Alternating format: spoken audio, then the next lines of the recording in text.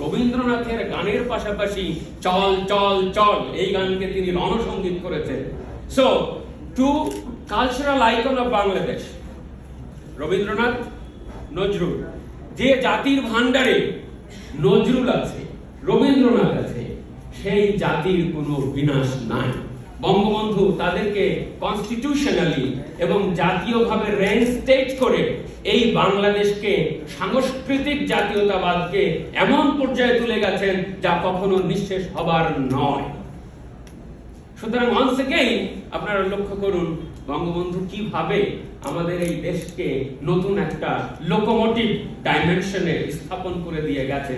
Because that's the role of the father of the nation.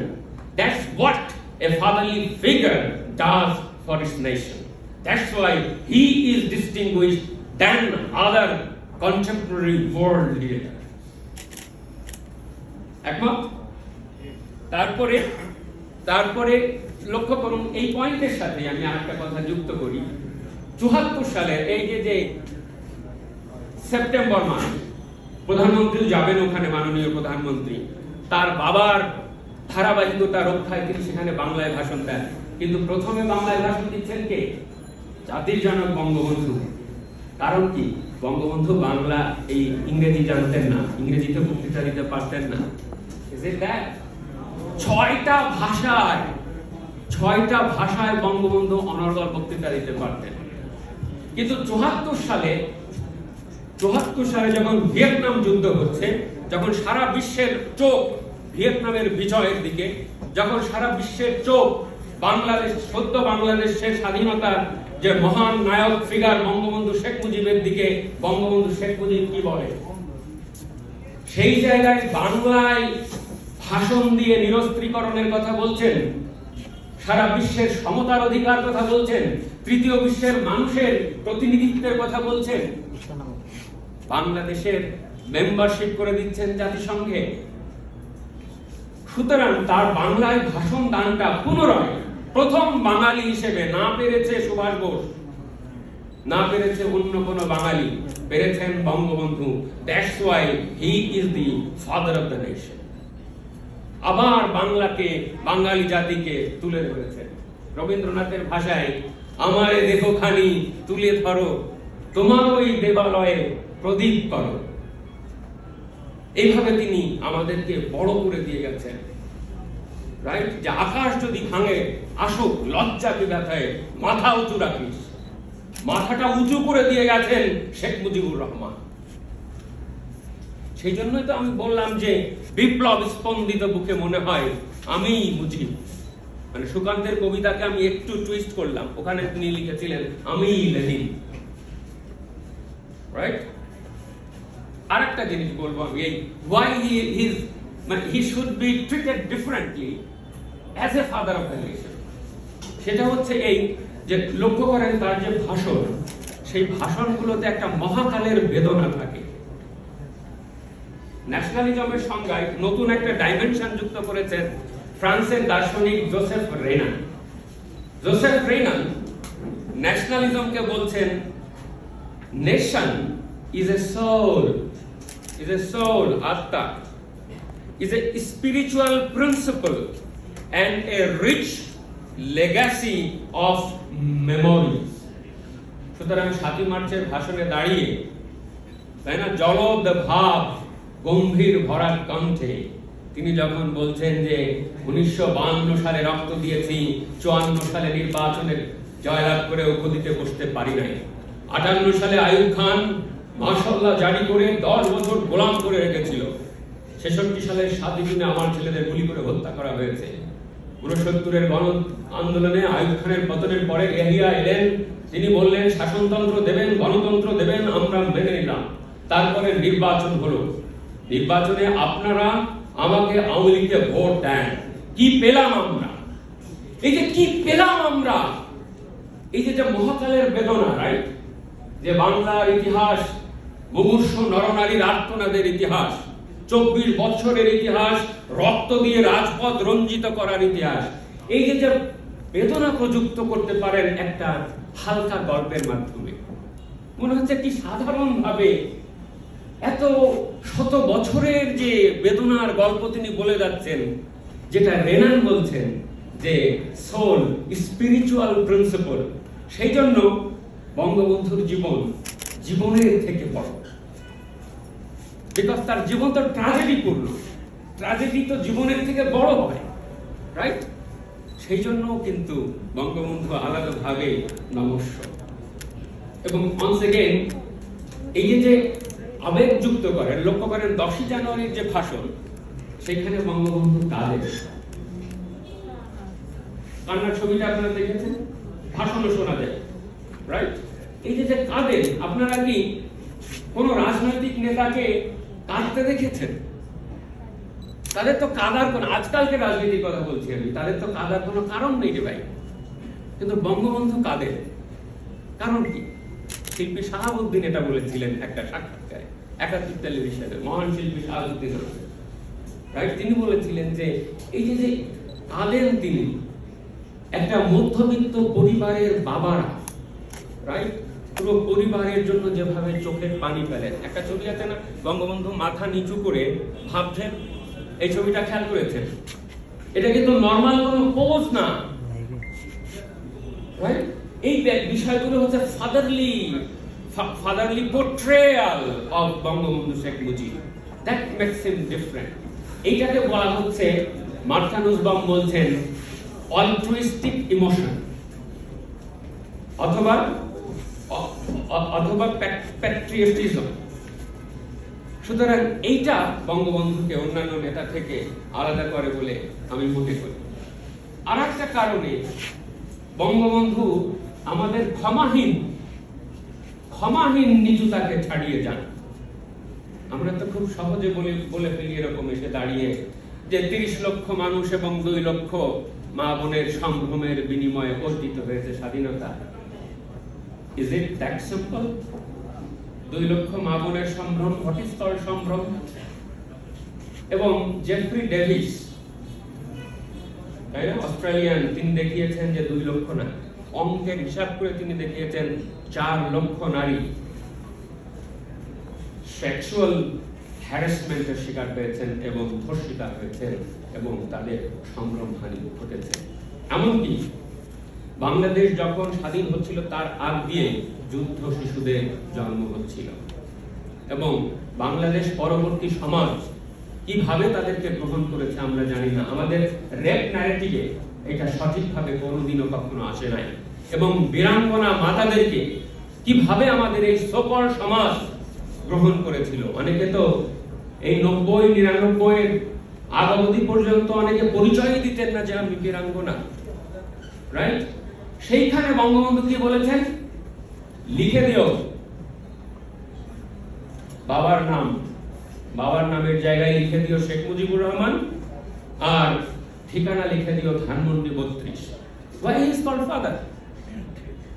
এবং বাংলাদেশ রাষ্ট্র যে রাষ্ট্র, এর যে নেশনহুড এবং এর যে উইমেনহুড, দে আর মিউচুয়ালি কোএক্সটেন্সিভ, এবং তারা একে অপরের সাথে রিলেটেড, তাই না? ঝরা বকুলের সম্ভ্রম, যেন ঝরা বকুলের ফুল, সে তো আমার না, সে তো আমার বোনের সম্ভ্রম। এইভাবে বাংলাদেশের নারীত্ব এবং বাংলাদেশের দেশত্ব একসাথে মিশে আছে। রেপ কিন্তু শুধুমাত্র যৌনতা থেকে পাকিস্তানি সেনাবাহিনী করে নাই, because the war was extended upon the body of the women. Bangabandhu সেই নারীদেরকে সম্মান দিয়ে এই ব্যবস্থা করেছিলেন। এবং আমাদের সমাজের ক্ষমাহীন নিচুতা, যদিও সুভাষ দত্তের একটা ছবিতে আমরা দেখি যে, একটা ছবিতে আছে যে বীরাঙ্গনা, যে যুদ্ধাপরাধী, কি বলেন, যে যুদ্ধ শিশু, তাদেরকে একটা ভিন্ন নামে, অরুণোদয়ের অগ্নিসাক্ষী নামে তিনি চিত্রিত করেছেন, অনেকটা পজিটিভলি। কিন্তু বঙ্গবন্ধু এই যে জাস্টিন ট্রুডোর বাবার নাম পিয়েরে ট্রুডো, তার সঙ্গে তার বন্ধুতা ছিল। পিয়েরে ট্রুডোকে বলে, আবু সাইদ চৌধুরী রাষ্ট্রপতি তাকে বলে একটা অর্ডিন্যান্স জারি করে, অ্যাডপশন ইন্টারন্যাশনাল ল আপনারা ভালো জানেন, মুসলিম ল অ্যাডপশন অ্যালাউ করে না। দি সো-কল্ড শরিয়া ল ডাজ নট অ্যালাউ অ্যাডপশন। অথচ আমার অ্যাডপশনটা লাগবে, বিকজ এই বাচ্চাদেরকে যদি মরার হাত থেকে রক্ষা করতে হয়, এদেরকে যদি পাচারের হাত থেকে রক্ষা করতে হয়, আমাকে কি করতে হবে? কারো না কারো হাতে দিতে হবে। এবং তৎকালীন কিন্তু এই বেবিদেরকে তিনি কানাডাতে পুনর্বাসনের ব্যবস্থা করেছিলেন। You know why is called father? তাকে আমরা হত্যা করেছি, তাই না? একজন মানে জুলিয়াস সিজার আছে যে আমাকে যদি হত্যাই করবে তাহলে ভালো, রাইট? বলছে যে Julius Caesar falls, what a fall that was. সুতরাং বঙ্গবন্ধু আমরা তো বলে ফেলি, কিন্তু মানে আমার কাছে মনে হয়, মাঝে মাঝে মনে হয় যে আমিও কিন্তু ৭৫ পরবর্তী প্রজন্ম। মনে হয় যে এই লোকটা কি বাংলাদেশে জন্মেছিল? এবং আমি একটা টেলিভিশনে বলেছিলাম যে এটা বোধহয় মুনতাসির মামুনেরই কথা, যে বঙ্গবন্ধু সম্ভবত একটা ভুল জাতিকে স্বাধীনতায় নেতৃত্ব দিয়েছিলেন। We do not deserve it. Sometimes আবেগ মানে ইপয়ে আমরা বলে ফেলি যে পারহ্যাপস তার মতো উচ্চতার মানুষ, তাই না? যে এমন উচ্চতার মানুষ, এমন চেহারা মানুষ কিন্তু এখনো দেখা যায় না। আরে মানে জেরার্ড ফোর্ড আমেরিকার প্রেসিডেন্ট, কি ঢঙে কি স্টাইলে বসেছেন তার সামনে। এখন কোন প্রেসিডেন্ট ওখানে গিয়ে বসতে পারবে? তাই না? সো এটা। আর আমি কি খুব বেশি সময় নিচ্ছি? ওকে, আমি যেহেতু আইনের ছাত্র, কানাডার চোখের কথা বারবার বলি, রাইট? আমি আরেকটু সময় নেব আপনাদের। আইনের দু একটা কথা, এবং এটাও আমার ওই ফাদারলি ফিগারের তত্ত্বের সঙ্গে এটার সঙ্গে যুক্ত। বঙ্গবন্ধু বলেছিলেন যে আমি তোমাদেরকে একটা জিনিস গিফট দিয়ে গেলাম। গিফট, সেই গিফট কি জানেন? কনস্টিটিউশন, সংবিধান। সেই সংবিধানে কি লেখা আছে জানেন? লেখা আছে all powers belong to people, জনগণ সকল ক্ষমতার মালিক। In no time he did snatch away this article. তোমরা তাকে উচ্চাভিলাষী বলো, রাইট? সিজারকে যখন হত্যা করা হয়েছিল তখন বলা হয়েছিল যে হে রোমানবাসী, তোমাদের কি হলো? কিসে তোমাদের কাজকে শোক প্রকাশ করতে বাধা দিচ্ছে? তোমরা কাকে উচ্চাভিলাষী বলছো? তোমরা কি জানো সিজার তার সমস্ত সম্পত্তি রোমানবাসীদের জন্য উইল করে দিয়ে গেছেন? জাতির জনকের লাশ পড়ে আছে বঙ্গ ৩২ নম্বরে, আর তোমরা বলছো তাকে উচ্চাভিলাষী। আরে তুমি কি জানো তোমাদের যে সংবিধান দিয়ে গেছেন সেখানে লেখা আছে all powers belong to the people and he did not snatch away in the name of Baksal. তোমরা বাকশালের সমালোচনা করো, that's not a political thing, that's an economic ideology। তোমরা বলছো তাকে উচ্চাভিলাষী। এই সংবিধান তিনি গিফট করে গেছেন, যেখানে লেখা আছে ধর্মনিরপেক্ষতা, সমাজতন্ত্র, গণতন্ত্র এবং আরেকটা কি জাতীয়তাবাদ। পিলার জোসেফ রাজ আছে বিখ্যাত থিওরিটিশিয়ান, বলছে যে একটা সংবিধান হচ্ছে একটা ঘর, পিলার, এই 4টা পিলার বঙ্গবন্ধু দিয়ে গেছেন। তিনি এগুলো গিফট করে গেছেন। ইচ্ছে করলে ওই একই নির্বাচন দিয়ে তো জুলফিকার আলী ভুট্টো পাকিস্তানের দেশ চালাইছে ভাই। তিনি পারতেন না, তার দরকার ছিল কনস্টিটিউয়েন্ট অ্যাসেম্বলি ডেকে তাকে একটা কনস্টিটিউশন তিনি আমাদেরকে 9 মাসের মধ্যে গিফট করে দিয়েছিলেন। এবং এই কনস্টিটিউশন অ্যাসেম্বলি ভেঙে দিয়ে 16 তারিখের আগে ভেঙে দিয়ে 73 সালের 7 মার্চ নির্বাচন দেওয়া হয়েছিল। ইচ্ছা করলে বঙ্গবন্ধু নির্বাচন না দিয়ে সারা জীবন নিজে প্রেসিডেন্ট হয়ে থাকতে পারতেন না। তাকে তোমরা বলো উচ্চাভিলাষী, তাকে তোমরা বলো একদলীয়, আর তোমারটা বহুদলীয় হয়ে গেল, যেখানে তুমি বাবা বাপে খেলানো, মায়ের খেলানো, যত সব পাকিস্তানি ভাবাপন্ন মানুষজনদেরকে নিয়ে তুমি সরকার গঠন করলে। কিছু কিছু অর্বাচীন লোকজন ইদানিং বলে, বিএনপি নেতৃবৃন্দের মুখে শুনি আমি, বলে যে বঙ্গবন্ধু শেখ মুজিব, বঙ্গবন্ধু তো বলে না, মরহুম শেখ মুজিব, সেই। এবং তারপর বলে যে তারপরে তো আওয়ামী লীগ নেতারাই সরকার গঠন করেছেন। আরে খন্দকার মোশতাকার কোথাকার আওয়ামী লীগ নেতা? এবং সে যদি আওয়ামী লীগই সরকার গঠন করবে, তাহলে জিয়া কেন সিএমএলএ হলো? জিয়া কিভাবে প্রেসিডেন্ট হলো? Tell me. আরেকটা জিনিস করে এরা, এই সংবিধান তো আছে, আরেকটা জিনিস সেটা হলো যে মার্শাল্লাহ নামে একটা জিনিস আছে বাংলাদেশে। এবং এটা মার্শাল্লাহটা হলো, আমি এটার নাম দিয়েছি অক্সিমরন টার্ম। অক্সিমরন বোঝেন তো, অক্সিজেন কিন্তু মরণ। ল মার্শাল কখনো ল হয় না, ভয়েড কন্ট্রাক্ট কখনো কন্ট্রাক্ট হয় না, এটা বিরোধাভাস, এটা যায় না। Martial law is not a law in any non canons of jurisprudence. আইনের কোনো জ্ঞাত সংজ্ঞার মধ্যে পড়ে না, এটা নাই। আই টেল ইউ এসমাই, পাকিস্তানের একজন চিফ জাস্টিস, জাস্টিস ফায়ানি, তিনি পূর্ব পাকিস্তান সফরে ছিলেন চিটাগংয়ে। তিনি একটা অনুষ্ঠানে বলছেন যে পাকিস্তান সেনাবাহিনী একটা বিশাল কাজ করছে, জানেন কি কাজ? তাহলে পৃথিবীর অন্যান্য দেশের সেনাবাহিনী অন্য দেশ দখল করে, আর পাকিস্তানের সেনাবাহিনী নিজের দেশ দখল করে বসছে। বাংলাদেশের সেনাবাহিনীও হালাকু খান যেভাবে বাগদাদ নগরী ধ্বংস করেছিল, জাস্টিস খায়রুল হক ফিফথ অ্যামেন্ডমেন্ট মামলায় লিখেছেন যে হালাকু খান যেভাবে বাগদাদ নগরী ধ্বংস করেছিল, জেনারেল জিয়া বাংলাদেশকে সেইভাবে ধ্বংস করেছে। সো ইন্ডেমনিটি জারি করেছিল, বলে যে আরে ওটা জারি করেছেন নাকি খন্দকার মুশতাক। বুঝলাম খন্দকার মুশতাক, তো তুমি 24 তারিখে কিভাবে তোমার ডেপুটি চিফ অফ স্টাফ থেকে সেনাবাহিনীর প্রধান বলে গেল? ওটা কে বানাইছিল? মুশতাক আহমেদ। আর এই যে ইন্ডেমনিটি অর্ডিন্যান্স, এইটাকে যে ফিফথ অ্যামেন্ডমেন্টের মাধ্যমে একেবারে একটা প্যাকেট কইরা, দুনিয়ার যত অকাম প্যাকেট কইরা, এটাকে ফিফথ অ্যামেন্ডমেন্ট নাম দিয়ে আমাদের সংবিধানের সাথে যুক্ত করে তার নাম দিয়েছে সংবিধান। লজ্জা করে না? And you talk about rule of law, you talk about human dignity, you talk about due process, trial. আমার খুব আফসোস হয় যে ইন্ডেমনিটি, জাতির পিতাকে খুন করা হয়েছে, সেইটাকে আবার মানে সংবিধানের সাথে যুক্ত করে দিয়েছে। যুক্ত করে দিয়ে তারা বলছে যে এটা বিচার চাওয়া যাবে না। সেই রাজনৈতিক দল বাংলাদেশে বলে যে রুল অফ ল নাই।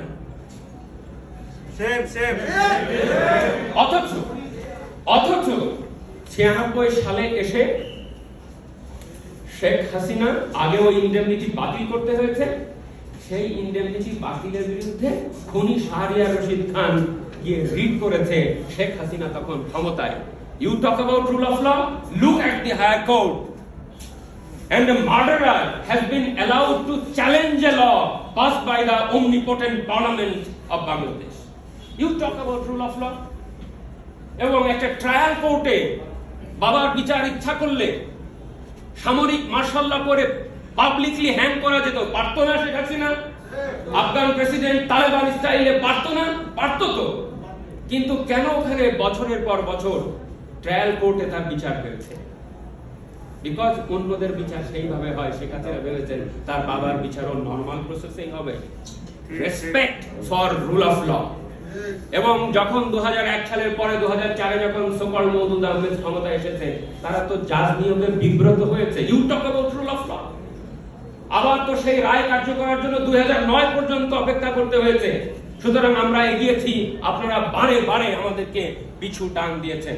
So this is the decaying part of the constitutionalism in Bangladesh. Whereas I give you thousands of examples. Bangabandhu সংবিধান বানিয়েছেন, বঙ্গবন্ধু 73 সালে আইসিটি অ্যাক্ট করেছেন, Bangabandhu law of the sea act করেছেন, বঙ্গবন্ধু চিলড্রেন অ্যাক্ট করেছেন, বঙ্গবন্ধু এক্সট্রাডিশন ল করেছেন 74 সালে।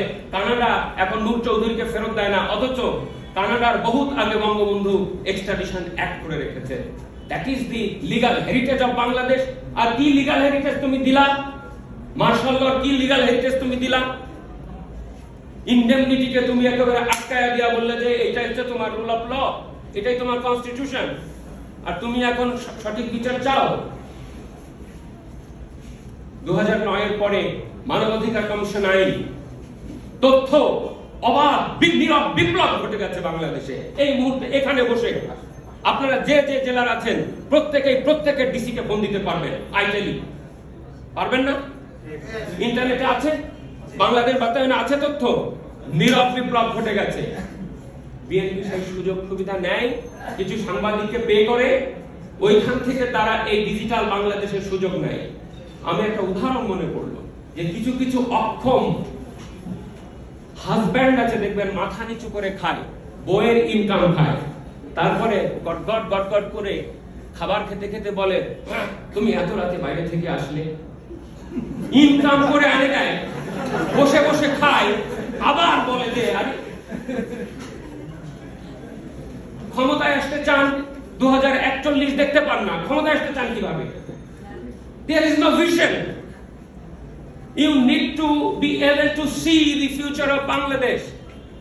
তরুণ প্রজন্মকে তো দেখাতে হবে যে 41-এ কোথায় যাবো রে ভাই, 50-এ কোথায় যাব, 71-এ আমি থাকবো কি থাকবো না, 41-এ আমি যখন স্বাধীনতার যে 75 বছর সেটা পালন করবো, রাইট, থাকবো দেখাতে তো হবে।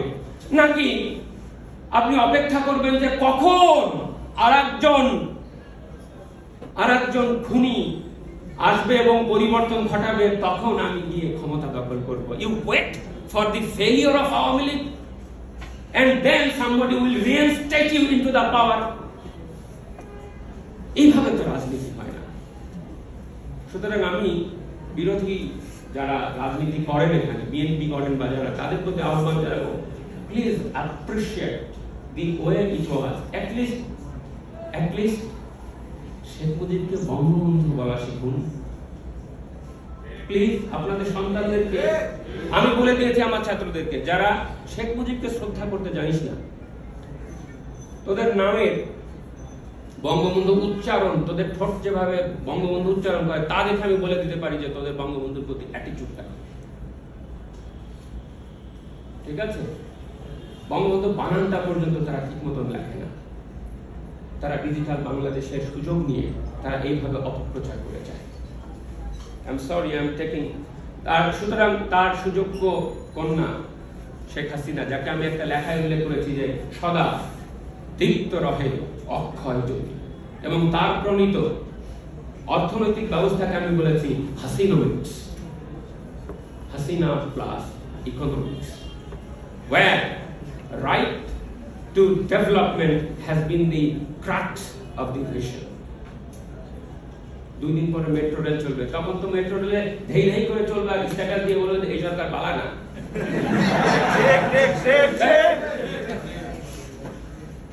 বঙ্গবন্ধু নিজেই সব একখ্যাত হয়েছে, বঙ্গবন্ধু নতুন নতুন মানে নিয়ে হাজির হচ্ছেন। তার লেখা অসমাপ্ত আত্মজীবনী, তার লেখা নয়াচিন, তারপরে তার যে ছবি এবং ভিডিওগুলো এই যুগে আমরা দেখতে পাই। এমনকি আমরা যদি আমাদের আওয়ামী লীগ বা যারা আওয়ামী সমমনা বা বঙ্গবন্ধুকে যারা ভালোবাসেন তাদের কথাও যদি আপনারা না মানেন, স্বাধীনতা পূর্বে বঙ্গবন্ধুর এই লেখাগুলোই বঙ্গবন্ধুকে আবার সমহিমায় প্রতিষ্ঠিত করেছে। বঙ্গবন্ধু কোনো বেতন দিতেন না, বঙ্গবন্ধু প্রধানমন্ত্রী হিসেবে কোনো বেতন দিতেন না। এই তথ্যটা আমরা কত যোগ্য?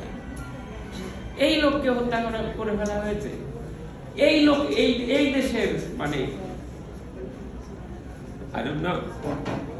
সুতরাং আমি মনে করি যে আমাদের এই আলোচনা, বাংলাদেশ ছাত্রলীগের এই আলোচনা অনেক গঠনমূলক হয়েছে এবং বঙ্গবন্ধু চর্চার মাধ্যমে তার সুযোগ্য কন্যা জননেত্রী শেখ হাসিনার হাত ধরে আমরা সামনে বাংলাদেশের দিকে এগিয়ে যাব।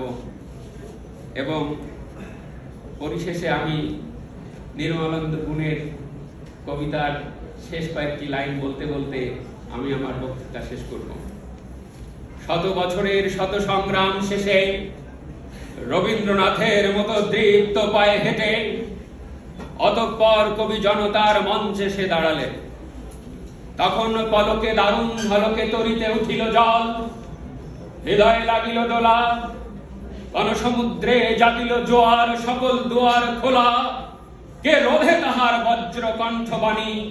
গণসূর্যের মঞ্চ কাঁপিয়ে কবি শোনালেন তার অমর কবিতা খানি।